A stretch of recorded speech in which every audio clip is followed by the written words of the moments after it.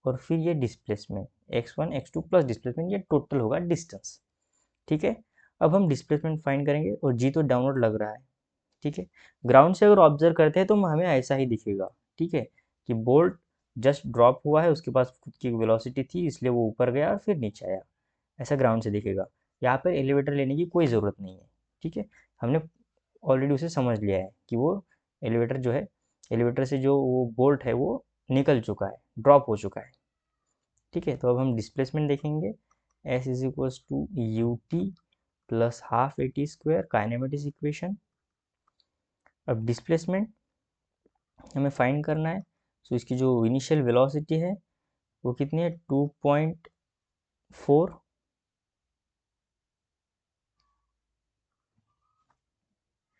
ठीक है, 2.4 already given है, और इससे जो टाइम लग रहा है, ठीक है ना, वो कितना है, 0.7 विथ रिस्पेक्ट टू ग्राउंड। ठीक है,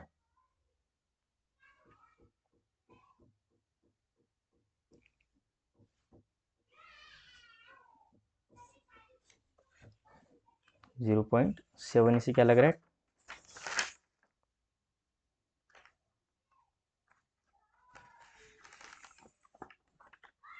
यही टाइम लगेगा, क्योंकि टाइम तो कोई रेफरेंस पे वर्क नहीं करता है। -1.2 इंटू जो एक्सेलेरेशन है डाउनवर्ड लगता है जी, उसकी वैल्यू हम 10 लेंगे। देखिए यहाँ पे 9.8 भी आप ले सकते हो। ठीक है, मुझे लगता है जो स्टैंडर्ड बुक है उसमें 9.8 लेके ही सॉल्व किया है, पर हम 10 लेंगे। ठीक है, क्वेश्चन सॉल्व करने के लिए मैं चाहे तो आपको लाइन लास्ट आंसर बता भी दूंगा 9.8 से क्या आता है, ताकि आप टैली कर सको। 1.68 इसका वैल्यू आएगा, माइनस ये आ जाएगा 2.45, और जो ये डिस्प्लेसमेंट आएगा क्योंकि नीचे की तरफ है इसलिए माइनस साइन आएगा, डाउनवर्ड 0.77 मीटर। नेगेटिव साइन क्या बता रहा है कि वो नीचे की तरफ डिस्प्लेसमेंट है। ठीक है ना, और अगर मैं 9.8 यूज़ करूँ, if G is equals to 9.8, then जो एस की वैल्यू आएगी वो आएगी -0.721। ठीक है, -0.721। ठीक है, जिन्हें जिन्हें 9.8 यूज़ करना है वो ये वैल्यू पुट करें। अब डिस्टेंस, ये तो हो गया डिस्प्लेसमेंट। ठीक है, अब हम डिस्टेंस फाइंड करते हैं। डिस्टेंस फाइंड करने के लिए हमें x1 यानी जब यहाँ से जहाँ पे फाइनल वेलोसिटी 0 होगी वो डिस्टेंस, और उतना ही डिस्टेंस फिर यहाँ से यहाँ तक आने के लिए। ठीक है, यानी x1 plus x2 plus displacement. अब x1 x2 तो सेम ही है इसलिए 2 टाइम्स x1 प्लस डिस्प्लेसमेंट। तो फर्स्ट टास्क क्या है हमारा, x1 फाइंड करना, इसलिए काइनेमेटिक्स लास्ट इक्वेशन लगाएंगे हम y एक्सिस में, u v square minus you square 2 times a into x1। Final velocity 0 है क्योंकि यहाँ पे वो मुड़ रहा है, यहाँ पे 0 होगा फिर नीचे आएगा, minus you square. Acceleration continuously नीचे लगता है 10, यहाँ पर भी आप 9.8 ले सकते हो। ये नेगेटिव से नेगेटिव चला गया। इनिशियल वेलोसिटी में पता है कितना है, 2.4, उसकी ऑलरेडी गिवन है, सो 2.4 इंटू 2.4 डिवाइड बाय 20 x1। तो मैं जब मैं इसे सॉल्व करता हूँ तो ये जो x1 की वैल्यू है ये आएगी 0.288 मीटर। बस इसे यहाँ पे रख दो। ठीक है, 2 इंटू x1 है तो 0.288 प्लस डिस्प्लेसमेंट कितना आया है, यहाँ पे निगेटिव मत करना है क्योंकि निगेटिव साइन तो डिस्प्लेसमेंट को बताता था, उसका डायरेक्शन बताता था। हमें डिस्टेंस चाहिए तो इसलिए हम डायरेक्टली ऐड करेंगे। सो इसे जब मैं सॉल्व करूँगा तो ये आ जाएगा 1.346 मीटर, या फिर आप 1.3 लिख सकते हो। So distance is 1.3 metre and displacement is 0.77 negative direction में। सो आई होप आपको ये वीडियो सोल्यूशन अच्छा लगा होगा। वीडियो सोल्यूशन अच्छा लगा है तो चैनल को सब्सक्राइब कर दीजिए, वीडियो को लाइक कर दीजिए। मिलते हैं नेक्स्ट वीडियो सोल्यूशन में। कीप लर्निंग विद स्वप्निल के साथ।